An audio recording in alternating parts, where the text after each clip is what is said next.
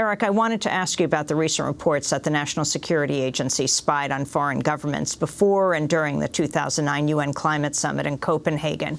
An internal NSA document says its analysts and foreign partners briefed U.S. negotiators on other countries' preparations and goals, saying, quote, "Signals intelligence will undoubtedly play a significant role in keeping our negotiators as well informed as possible throughout the two-week event." Your response? Shocking, but not surprised as we hear more and more about what the National Security Agency has been doing. The 2009 climate talks in Copenhagen was supposed to be this convening of the world leaders to take us into the future of climate negotiations and carbon pollution reductions. And, the United States, throughout those negotiations, had a smug reality to them, to their negotiating stance, and can be blamed for the collapse of those talks. And kind of hearing through the Snowden documents that NSA was spying on the countries and the negotiators kind of explains many things about why those talks collapsed, because it seems that the United States wasn't really interested in negotiating, just like other countries should be. They were just interested in listening to what was going on. Explain the significance of those talks. I remember very well in Copenhagen when Friends of the Earth was kicked out.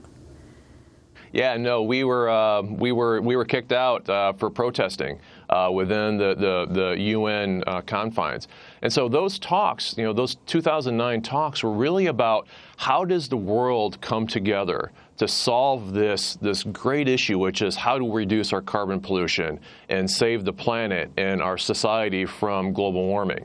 And, a lot of countries from around the world and heads of state, more importantly, came to Copenhagen to try to hammer out an agreement that would have taken us into the future over the next 20 years.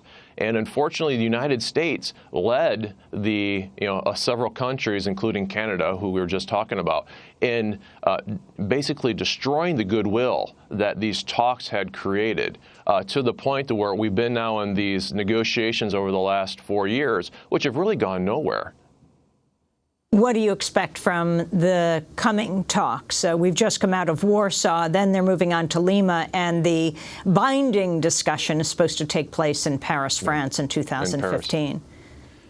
Yeah, well, it's not a good sign when you're trying to build trust with other negotiators, other countries, and it comes out that the United States was spying on those negotiations. There's already been a level of mistrust and distrust between the United States and countries around the world, particularly those developing countries.